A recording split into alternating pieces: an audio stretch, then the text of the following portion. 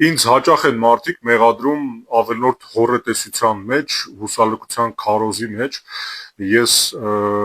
սա հաշվի առնելով այսօր ուզում եմ իմ լավատեսությամբ ձեր հետ կիսվել։ Տեսեք ինչ տեղի ունեցավ վերջին 2 օրվա ընթացքում։ Ես հրապարակեցի այն ասեկոսեները, այն օդում կախված լուրերը, այն եթե թույլ տաք հերյուրանքները, ըստ որոնց Աննա Հակոբյանի քավորությամբ 88 սուպերմարկետները չարաշահելով պետական լծակները, մասնավորապես պետական եկամուտների կոմիտեի լծակները, Հայաստանի ամբողջ տարածքով մեկ խլում են բիզնեսներ, տարածքներ ընդլայնելու համար սեփական ցանցը։ Այս խոսակցությունները ամենուր են, բոլոր քաղաքներում կան։ Հակոբյան Աննան որոշեց հերքել այս տեղեկությունը։ Հերկելուց հետո ես հրապարակեցի ընդամենը մի քանի նամակ այն հարյուրավոր նամակներից, որոնք ինձ ուղարկել էին մեր քաղաքացիները,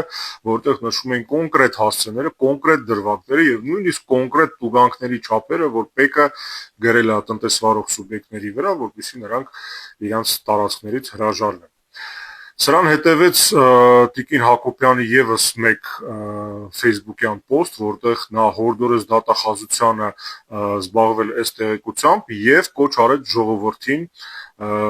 դատախազության հետ եւ իրավապահ մարմինների հետ համագործակցել։ Այս կոչից րոպեներ անց դատախազությունը արդեն տարածեց տեղեկություն, երբ պնդեց, որ զբաղվելու է այս տեղեկությամբ այս հերհյուրանքներով եւ նույնպես կոչ արեց ժողովրդին, որպեսզի նրանք համագործակցեն իրավապահների հետ այս առեղծվածը բացահայտելու համար։ Անկեղծ ասած, ես վստահ չեմ, որ ժողովուրդը ըմբռնումով կմոտենա եւ կորոշի կիսվել իր տրամադրության տակ գտնվող ինֆորմացիայով, այդ թվում նաեւ որովհետեւ սեփական փորձն է ինձ դա հուշում, կներեք, բանը նրանում է, որ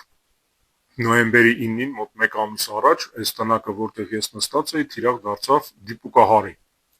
7.62 տրամաչափի գնդակը, ծակելով մոտ 1 մմ ժեշտը, իզոլացիան եւ գիպսակարտոնը հայտնվեց այս տարածքում։ Տարածք, որտեղ դրանից մի քանի րոպե առաջ ես էի գտնվում, իսկ բուն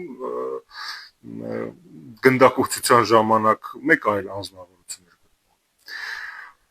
գտնվում։ Մենք բնական է միանգամից դիմեցինք իրավապահներին, հույս ունենալով, որ կգան շուտ վերլուծություններ կանեն, էքսպերտիզա, կրիմինալիստիկա, ֆորենզիկա եւ նմանատիպ բարդ բառակապակցություններից բաղկացած գործողություններով կփորձեն պարզել ով ա եղել, խի ա եղել, երբ ա եղել։ Ցավոք սրտի պետք է արձանագրեմ, որ դեպքից անցել է 1 ամիս եւ տեղի է ունեցել ոչ մի բան։ Միգուցե պատճառը նրանում է, որ տվյալ դեպքը Հակոբյան Աննայի ուշադրության ռադարի վրա չէր հայտնվել, չգիտեմ, կարող է այլ պատճառներ կան։ Այս եւ նմանատիպ բազմաթիվ դեպքեր ինձ հուշում են, որ ժողովուրդը դժվար իհարկե կիսվի իր ինֆորմացիայով, ասեմ ավելին, ըստ ամենայնի դատախազության այս հաղորդումը տեսնելով նրանք էլ ավելի քիչ հակված կլինեն հրապարակել համապատասխան տեղեկությունները, բայց ես համենայն դեպս փորձեմ լավատեսորեն տրամադրվեմ այս process-ի նկատմամբ։ Ողջունում եմ։ Ես ողջունում եմ Հակոբյան Աննայի ներգրավվածությունը, իր հերքումները։ Նաև խորհրդի կարգով խոնարհաբար